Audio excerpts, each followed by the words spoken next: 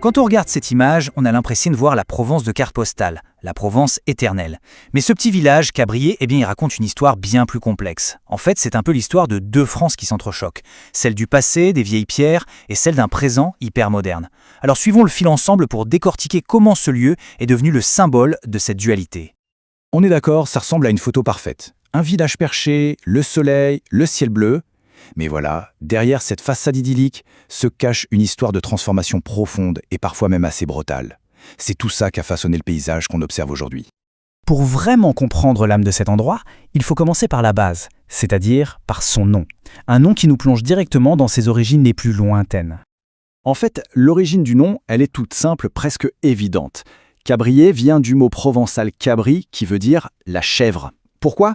Eh bien parce que le village a été bâti sur un pic rocheux tellement escarpé qu'à l'époque, il n'y avait que les chèvres qui pouvaient y grimper facilement. C'est une origine tellement fondamentale qu'on la retrouve encore aujourd'hui sur le blason de la ville avec cette fameuse chèvre rouge. Mais attention, l'histoire de Cabriès, ce n'est pas seulement celle de son piton rocheux. Pour vraiment saisir la nature de cette commune, il faut descendre de la colline et aller voir ce qui se passe dans la plaine. C'est là que réside toute sa dualité. En gros, on a deux villages en un. D'un côté, tout en haut, on a Cabriès, le village médiéval, le bastion historique fortifié. Et de l'autre, en bas, on a Calas, à l'origine un simple domaine agricole dans la plaine, mais qui est devenu aujourd'hui le vrai cœur économique et démographique de la commune. Deux mondes, deux histoires, autrefois bien séparés et maintenant réunis sous la même bannière communale. Allez, on fait un petit voyage dans le temps. Ce territoire a été modelé par des vagues successives d'occupation et on va voir que ça va des Romains jusqu'aux GIs américains. L'histoire ici, elle ne commence pas avec le château, non, elle est bien plus ancienne. Bien avant, des tribus celto-ligures vivaient sur ces collines. Et puis, les Romains sont arrivés et se sont installés dans la plaine, évidemment, pour sa terre fertile.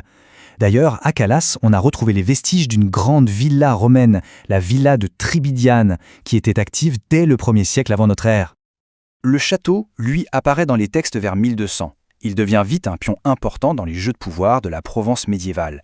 Des siècles plus tard, la Révolution française met un point final assez brutal à cette époque féodale. Le dernier seigneur de Cabriès est tout simplement exécuté.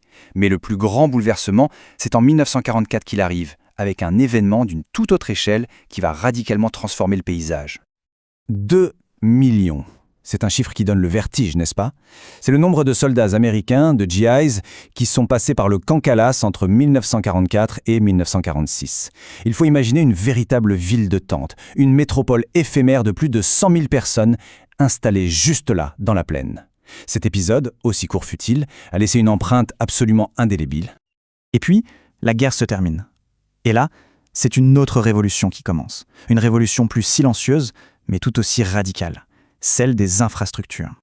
Alors, qu'est-ce qui a tout changé ? Eh bien, c'est surtout un trio d'infrastructures. D'abord, l'autoroute A51, qui coupe littéralement la commune en deux. Ensuite, l'immense zone commerciale de plan de campagne, juste à côté. Et enfin, la gare TGV d'Aix-en-Provence, qui met Cabriès à quelques heures de toute l'Europe. D'un seul coup, le petit village agricole est devenu un carrefour ultra stratégique.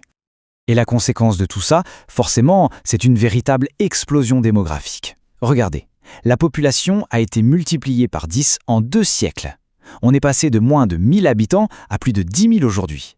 Et cette croissance, elle s'est concentrée quasi exclusivement dans la plaine, à Calas, transformant le paysage à tout jamais. Bon, ça, c'était l'histoire. Mais aujourd'hui, concrètement, ça donne quoi ? Comment ces deux mondes, l'ancien village et la banlieue moderne, arrivent à coexister au quotidien ?